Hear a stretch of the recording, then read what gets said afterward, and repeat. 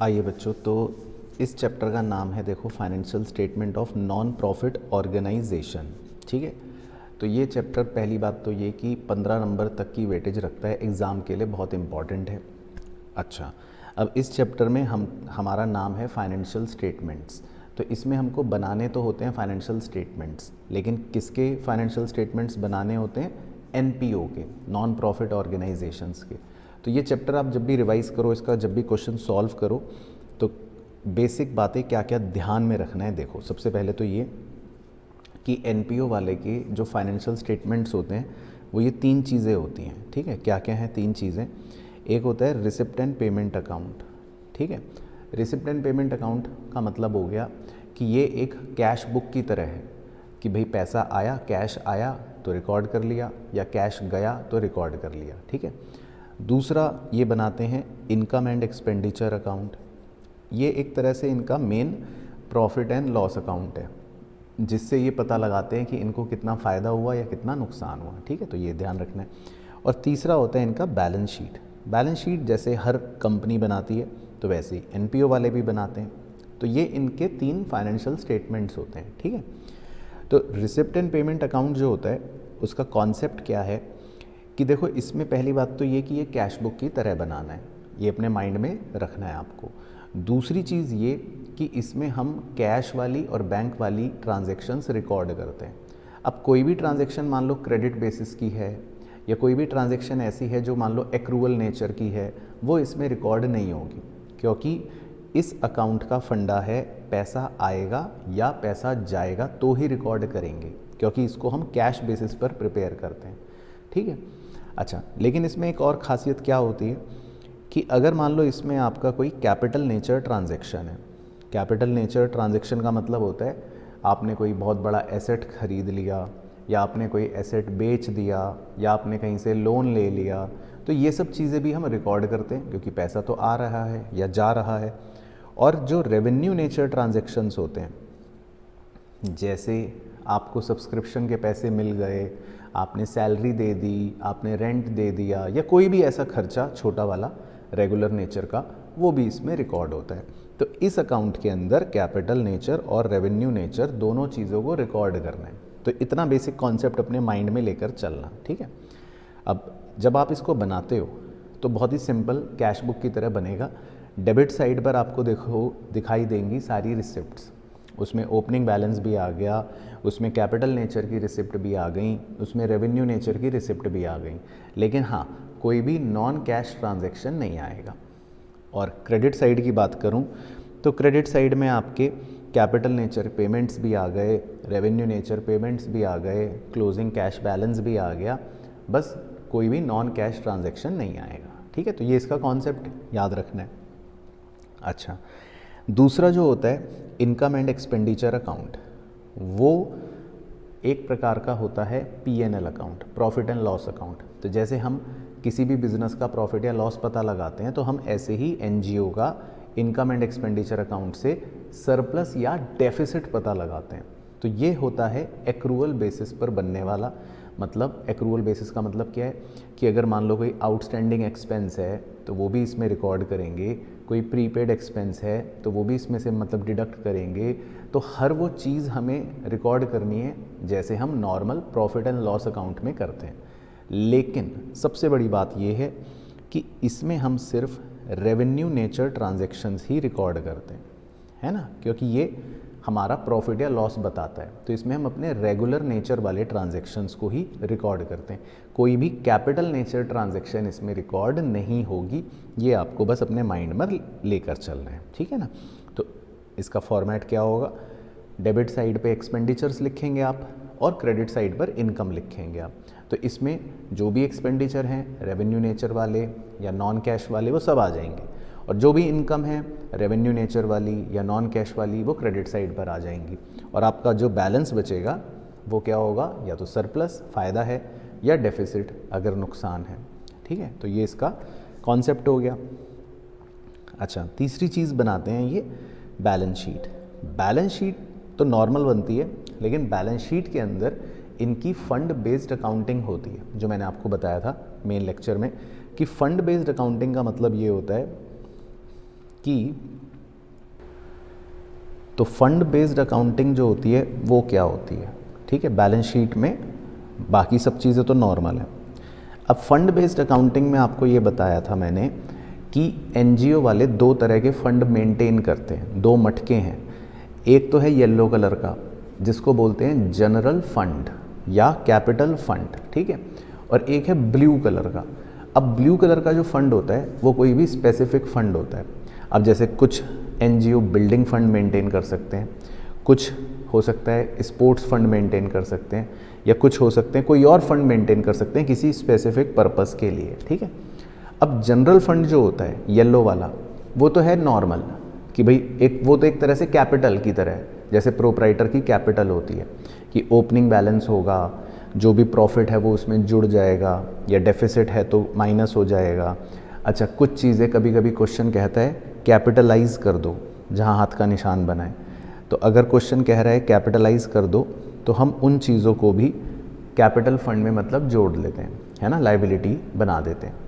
लेकिन जो specific fund होता है, स्पेसिफिक फंड चलता है सिर्फ स्पेसिफिक चीज़ों के लिए, कि अगर मान लो आपके पास कोई बिल्डिंग का फंड है तो बिल्डिंग की ही मिली हुई डोनेशन आप उसमें जोड़ोगे, बिल्डिंग का ही अगर कोई आपने एक्सपेंस करा तो माइनस करोगे, बिल्डिंग की कोई इनकम अगर आपको मिली स्पेसिफिक तो प्लस करोगे, यानी बिल्डिंग से संबंधित पैसा आना जाना इस फंड के अंदर चलता रहेगा। तो दो तरह से ये लोग अपने फंड्स को मेंटेन करते हैं एनजीओ वाले। बाकी जो लाइबिलिटीज़ हैं नॉर्मल वो तो सिंपल, जो एसेट्स हैं वो सिंपल। तो इनका ये तीन बेसिक फाइनेंशियल स्टेटमेंट्स बनता है, ठीक है। अच्छा, अब मैंने बताया था एक बेसिक कॉन्सेप्ट के लिए ये जानकारी ज़रूरी होती है। जैसे क्या है ये जानकारी कि एनजीओ के अंदर कैपिटल नेचर और रेवेन्यू नेचर के पेमेंट्स और रिसिप्ट क्या क्या होते हैं और उनका क्या क्या ट्रीटमेंट होता है कॉन्सेप्चुअली, तो उसको पहले समझते हैं। तो सबसे पहले आप फर्स्ट बॉक्स में देखो कि अगर कोई कैपिटल नेचर की पेमेंट है तो ये आपके एसेट को क्रिएट करेगी, राइट। तो आपको इसे रिसिप्ट एंड पेमेंट अकाउंट में क्रेडिट साइड पर लिखना है क्योंकि पेमेंट हुई है, और दूसरा इसका इफ़ेक्ट बैलेंस शीट के एसेट साइड पर पड़ेगा। तो ये इसके दो इफ़ेक्ट ध्यान रखने हैं, ठीक है। अच्छा, इसके विपरीत नंबर 2, अगर आपको कोई कैपिटल रिसिप्ट मिली है, पैसा मिला है, यानी कोई लोन आपने लिया या कोई लायबिलिटी इंक्रीज हो गई या आपने कोई एसेट बेच दिया, तो ये रिसिप्ट एंड पेमेंट अकाउंट के डेबिट साइड पर लिखेंगे क्योंकि रिसिप्ट हो रही है, और इसका इफ़ेक्ट भी बैलेंस शीट में पड़ेगा। तो पॉइंट की बात देखो कितनी अच्छी है कि जो ये 1 और 2 वाले दोनों आइटम्स हैं ऊपर वाले, ये इनकम एंड एक्सपेंडिचर अकाउंट को इफ़ेक्ट नहीं कर रहे क्योंकि ये कैपिटल नेचर के ट्रांजैक्शंस हैं। लेकिन जो 3 और 4 हैं, यानी रेवेन्यू नेचर की पेमेंट या रेवेन्यू नेचर की रिसिप्ट, अब ये क्योंकि पेमेंट्स या रिसिप्ट्स हैं तो इनको रिसिप्ट एंड पेमेंट अकाउंट में तो हम लिख लेंगे, या तो मिला तो डेबिट में, पे करा तो क्रेडिट में। लेकिन दूसरा इनका इफ़ेक्ट बैलेंस शीट में नहीं पड़ेगा क्योंकि ये रेवेन्यू नेचर के आइटम्स हैं। तो अगर एक्सपेंस है तो इनकम एंड एक्सपेंडिचर के डेबिट में लिखेंगे, और रिसिप्ट है तो इनकम एंड एक्सपेंडिचर के क्रेडिट में लिखेंगे। तो आपको इतना एक इफ़ेक्ट अपने माइंड में लेकर चलना है कि ऐसे चीज़ें इसमें होती हैं, ठीक है। फिर हमने एग्जाम्पल भी करा था, वो तो एक डेमो था सिर्फ दिखाने के लिए कि भाई जैसे मान लो बहुत सारे आइटम्स हैं, ठीक है। इन बहुत सारे आइटमों में कुछ नॉन कैश के भी आइटम थे जैसे डेप्रीसिएशन, एक्रूड इंटरेस्ट, और कुछ रेवेन्यू कैपिटल नेचर आइटम्स थे। तो हमें बस देखो क्या ध्यान रखना है कि जब हम रिसिप्ट एंड पेमेंट अकाउंट बनाते हैं तो इसमें कोई भी नॉन कैश आइटम नहीं आता, है ना। इसमें डेबिट में रिसिप्ट्स आ रहे हैं और क्रेडिट में पेमेंट्स आ रहे हैं, लेकिन कोई भी डेप्रीसिएशन इसमें आया नहीं आया, एक्रूड इनकम इसमें आई नहीं आई, क्योंकि नॉन कैश आइटम इसमें नहीं आते। तो ये इसका फंडा याद होगा। जब इनकम एंड एक्सपेंडिचर अकाउंट बनाते हैं तो इसमें डेबिट में आप रेवेन्यू नेचर एक्सपेंस लिखोगे और क्रेडिट में आप रेवेन्यू नेचर इनकम लिखोगे। इसमें कोई कैपिटल नेचर बातें नहीं आई, क्या बिल्डिंग बेची वो आई, क्या फर्नीचर बेचा वो आया, नहीं आया। बस लॉस होगा तो आएगा, लेकिन बाकी तो नहीं आई वैल्यूज़।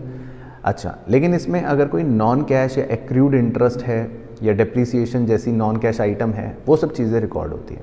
तो ये P&L अकाउंट की तरह बनाया जाता है। तो ये कॉन्सेप्ट आपके लिए थोड़ा सा रेलिवेंट होता है, ठीक है। चलो तो पहले यहाँ तक सब बताओ कि यहाँ तक ओके याद आ गया भाई। चलो अब इसके बाद दो चीज़ें जो बहुत इम्पॉर्टेंट हैं वो आप ध्यान से देखना।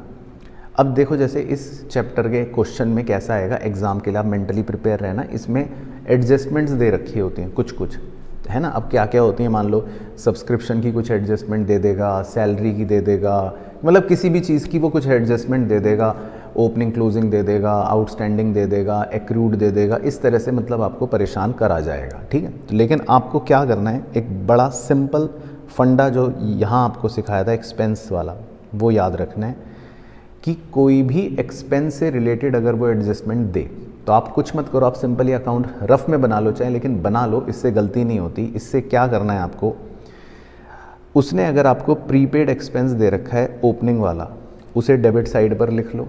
अब ये तो क्वेश्चन में दिख ही जाएगा आपको।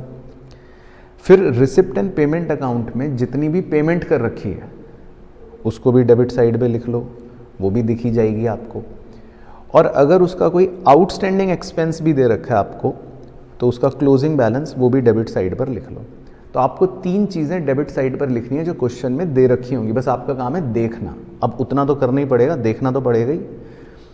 अच्छा, अब इसी तरह आउटस्टैंडिंग एक्सपेंस का ओपनिंग बैलेंस भी हो सकता है तो उसको क्रेडिट साइड पर लिख लो, और प्रीपेड एक्सपेंस का क्लोजिंग बैलेंस भी हो सकता है, उसको भी क्रेडिट साइड पर लिख लो। बस ये काम करना है। तो आपको क्वेश्चन में से देखकर 5 चीज़ें देखकर लिखनी है, देखकर लिखनी है, सोचकर भी नहीं लिखनी, देखकर लिखनी है। अब 5 में से हो सकता है कोई चीज़ ना दे रखी हो, कई बार होता है प्रीपेड नहीं दे रखा तो 0 ले लो, या आउटस्टैंडिंग नहीं दे रखा तो 0 ले लो, जो ना दे।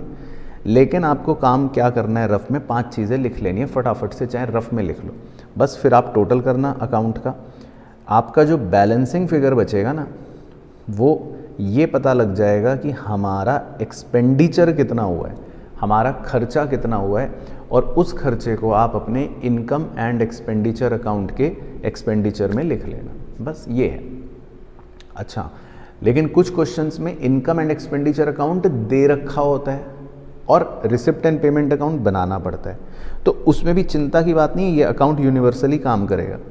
उस केस में आप इनकम एंड एक्सपेंडिचर अकाउंट जो है उसकी वैल्यू जो दे रखी है वो लिख लेना फिर, और आपका बैलेंसिंग फिगर डेबिट साइड पर बच जाएगा, तो वो आपको पता लग जाएगी कि आपने पेमेंट कितनी करी।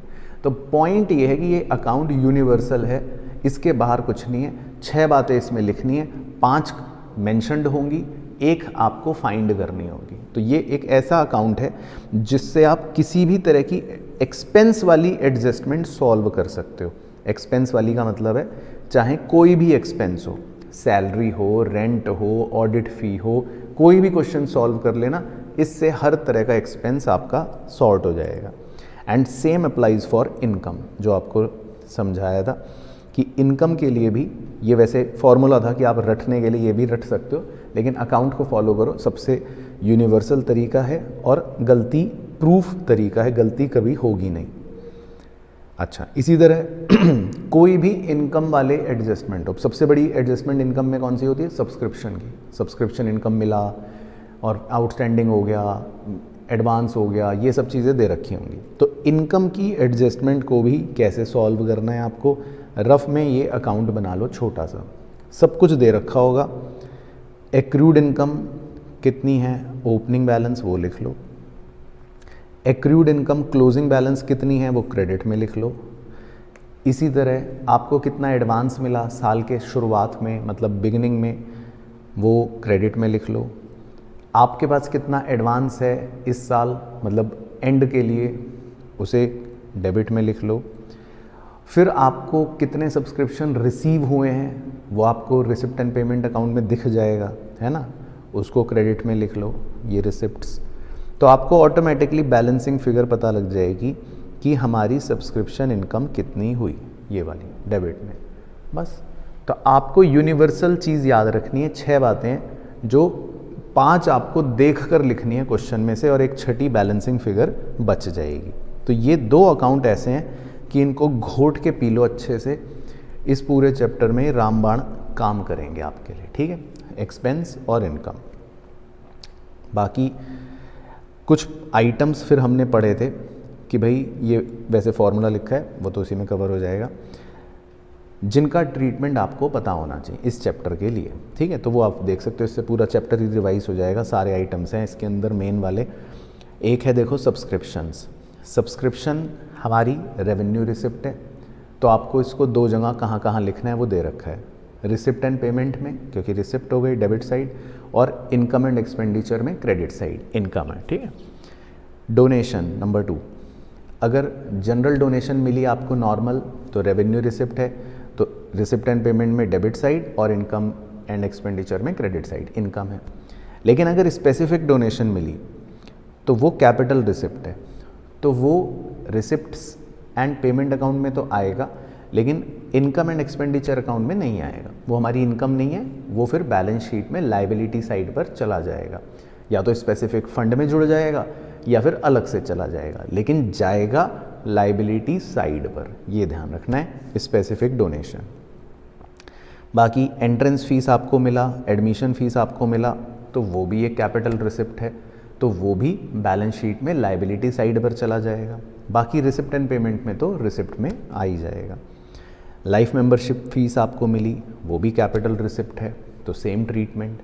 लेगेसी आपको मिली कि कोई आदमी मर गया, उसकी प्रॉपर्टी से हमें कुछ इनकम मिल रही है या प्रॉपर्टी का हिस्सा मिल रहा है, वो भी कैपिटल रिसिप्ट है। तो जितने भी ये कैपिटल रिसिप्ट हैं ये लायबिलिटी साइड पर जाएंगे और आपकी डेबिट साइड पे आरएनपी अकाउंट में आएंगे। दो यही ट्रीटमेंट सबका सेम रहेगा। इसी तरह ऑनोरेरियम, आपने किसी को सम्मान देने के लिए salary they the, kind of मतलब ऑनोरेरियम, तो ये रेवेन्यू पेमेंट है, तो एक्सपेंस हो गया और पेमेंट हो गई। फिर आपने कोई ओल्ड मैगजीन्स वगैरह बेच दिए, तो ये आपकी नॉर्मल इनकम है, रेवेन्यू रिसिप्ट है, तो रिसिप्ट साइड पर आ गया और इनकम साइड पर आ जाएगा।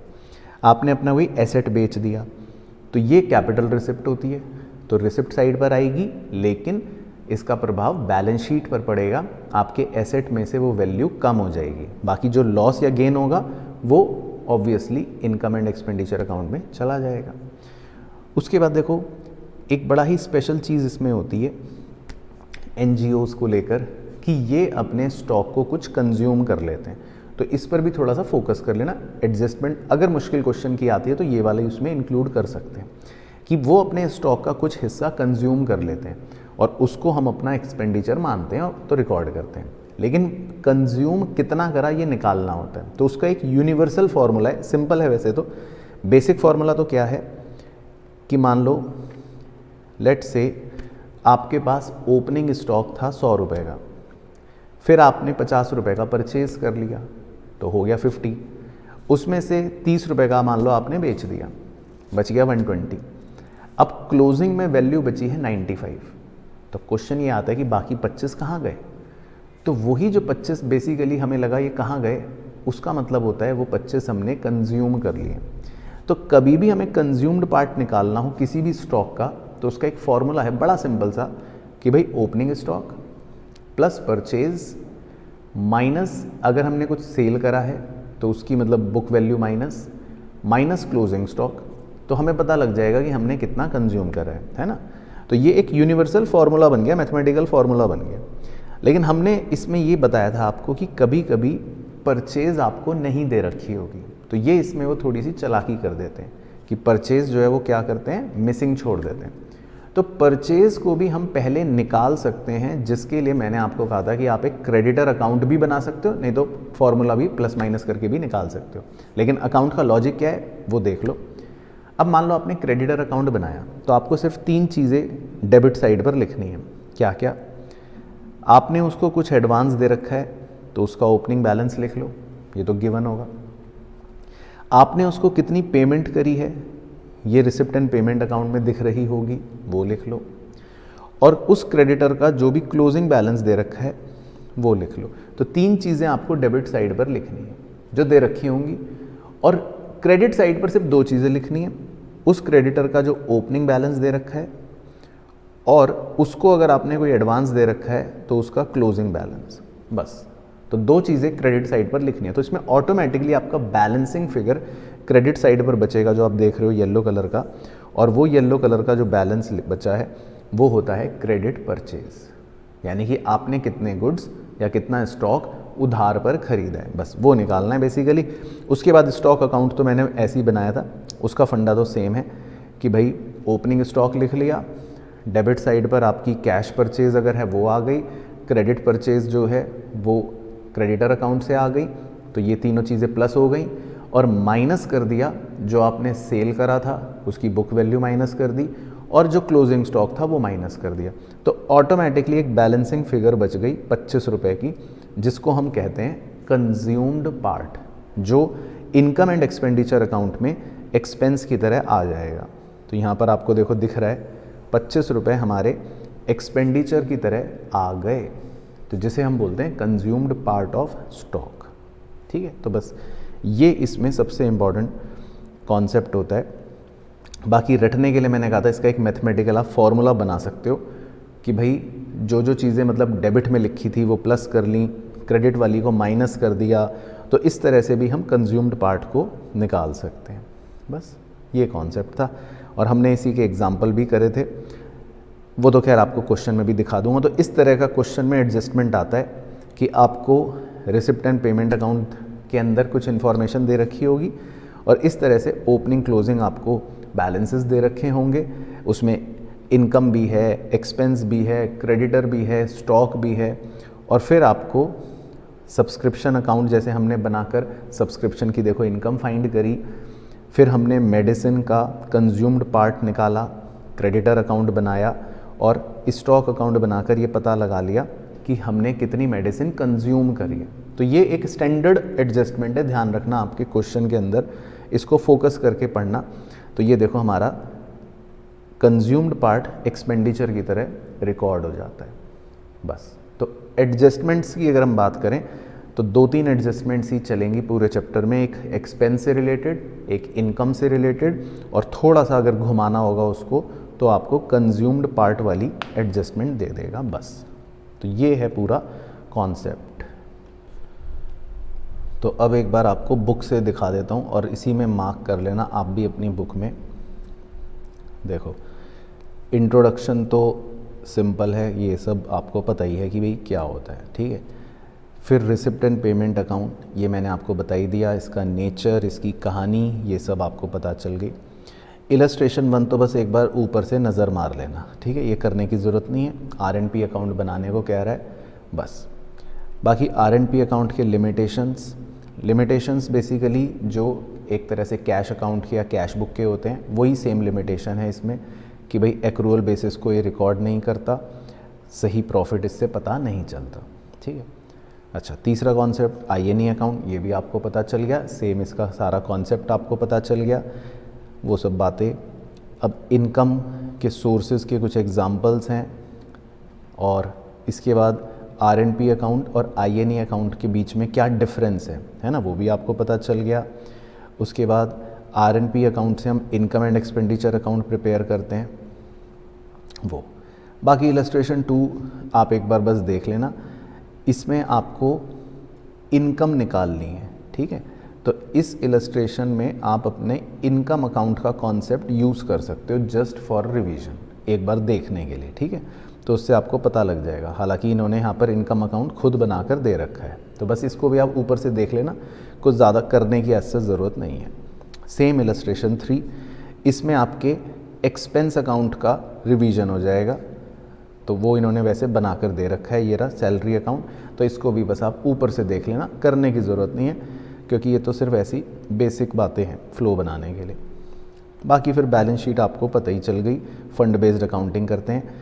स्पेशल आइटम्स के ट्रीटमेंट मैंने आपको सिखा दिए, देखो डोनेशन हो गया, एंट्रेंस फीस हो गई, सब्सक्रिप्शन हो गए, उसके बाद लाइफ मेंबरशिप फ़ीस पता चल गई, कैपिटल रिसिप्ट है आपको, इसके अलावा एंट्रेंस फीस कैपिटल रिसिप्ट है, लेगेसी कैपिटल रिसिप्ट है, लाइफ मेंबरशिप पता चल गई, एंडोमेंट फंड डोनेशन मतलब वही किसी स्पेसिफिक पर्पस के लिए मिले तो ये भी कैपिटल रिसिप्ट है, लाइबिलिटीज़ में ही आएगा। तो जो भी स्पेसिफिक डोनेशन होंगे सब कैपिटल रिसिप्ट है, सिंपल। ओल्ड न्यूज़पेपर बेचा, रेवेन्यू रिसिप्ट है, फर्नीचर बेच दिया ये आपको बता दिया, ऑनोरेरियम दे दिया ये आपको बता दिया, ठीक है जी, सिंपल। बाकी बैलेंस शीट की प्रिपरेशन कैसे करनी है वो तो पता ही है। अब देखो इलस्ट्रेशन 4 में आपको एक सिंपल RNP अकाउंट दे रखा है और देखो कुछ छोटी छोटी एडजस्टमेंट दे रखी हैं। देखो ये इनकम से रिलेटेड इनकम की एडजस्टमेंट आ गई, ये एक्सपेंस से रिलेटेड एक्सपेंस की आ गई, डेप्रीसिएशन ये तो एक सिंपल, और कह रहा है कैपिटलाइज कर दो। कैपिटलाइज मतलब वही लाइबिलिटीज़ में जनरल फंड में या कैपिटल फंड में जोड़ दो, वो वाली पॉइंट आ गई। तो ये बस आप ऊपर से देख लेना, ये भी कोई खास इम्पॉर्टेंट नहीं है लिस्ट के हिसाब से। अच्छा, इसी तरह इलस्ट्रेशन 5 ये तो सिर्फ देखने के लिए, इसमें तो सिर्फ प्रेजेंटेशन बता रखा है। देखो स्पेसिफिक फंड का, अब खर्चे इसमें क्योंकि ज़्यादा हो गए थे 15,000 के, ये क्वेश्चन अगर आप देखोगे तो 5,000 के एक्स्ट्रा खर्चे हो गए थे, तो उन 5,000 के एक्स्ट्रा खर्चों को हम इनकम एंड एक्सपेंडिचर अकाउंट में शो कर देंगे। तो ये तो बस ऊपर से देख लेना, ये क्वेश्चन कुछ खास नहीं है। बाकी उसके बाद इलस्ट्रेशन 6 है। इलस्ट्रेशन 6 में आपको अगेन देखो इनकम अकाउंट का कॉन्सेप्ट दे रखा है, ये भी आप ऊपर से देख सकते हो, इनकम अकाउंट बना हुआ है वो निकालने के लिए। इलस्ट्रेशन 7 इसमें भी इनकम अकाउंट का कॉन्सेप्ट है, देखो सब्सक्रिप्शन अकाउंट बना रखा है, इस बार कुछ और इन्फॉर्मेशन दे रखी है और बैलेंस कुछ और बच रहा है, ठीक है।